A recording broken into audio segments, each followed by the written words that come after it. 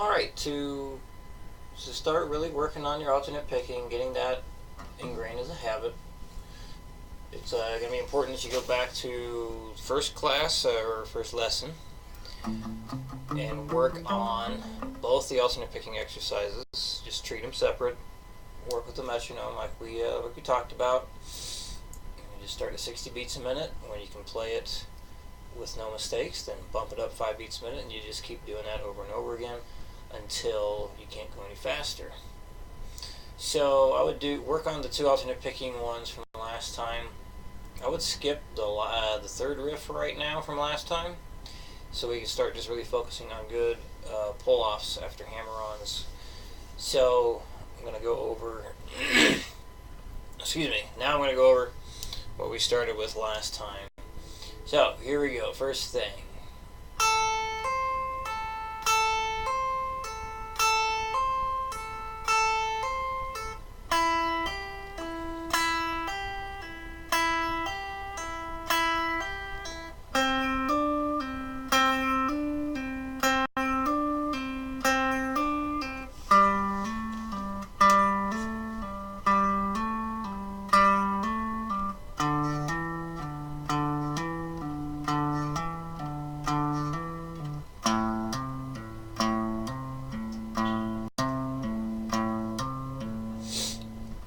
so the pattern was you do pick a note, hammer on to a note, and you pull off back to that note that you picked. Pick, hammer, pull. Pick, hammer, pull. Your index finger should not leave that fretboard until you have to change strings. So when you start a bar or a measure, that index finger should stay put until you have to go to the next string. Alright, same idea for the next thing. The index finger is going to stay down on that E string the entire time. You're just going to shift your hand around. So, pick, hammer, pull. That's the pattern.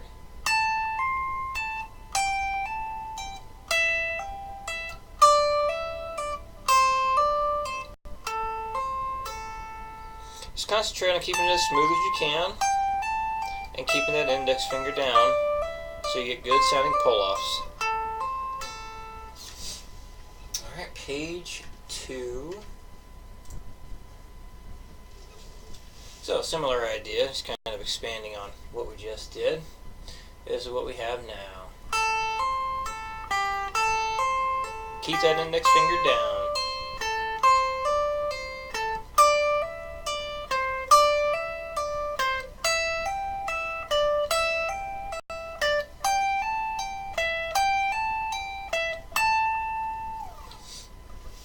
Then starting with counting rhythm, tapping and counting the rhythm. Here goes the first one. 1, 2, 3, 4. 1, 2, 3, 4. 1, 2, 3, 4. 1, 2, 3, 4. 1, 2, 3, 4.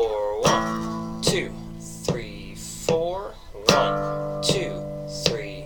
4, 1, 2, 3, 4, 1, 2, 3, 4. Alright, next one.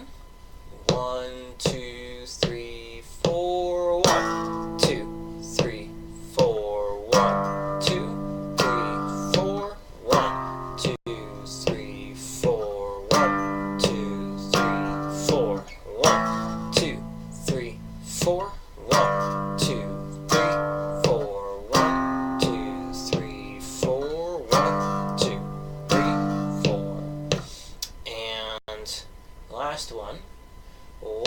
2, 3, 4, 1, 2, 3, 4, 1, 2, 3, 4, 1, 2, 3, 4, 1, 2, 3, 4, 1, 2, 3, 4, 1, 2, 3, 4, 1, 2, 3, 4, done. So the last thing to talk about is when you go to the C5 and D5 chord, practice doing so without that bar. So this way you're only getting those 3 strings to ring out. Alright, let me know if you have any questions.